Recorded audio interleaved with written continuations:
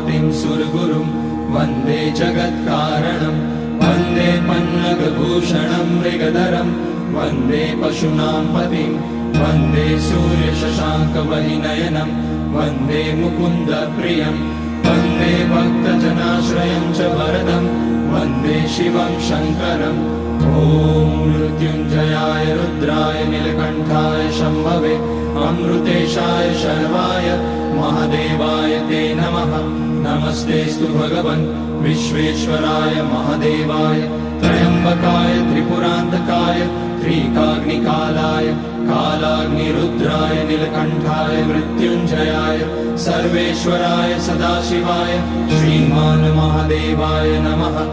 ॐ नमः शम्भवाय च मयोभवाय च नमः शङ्कराय च मयस्कराय च नमः।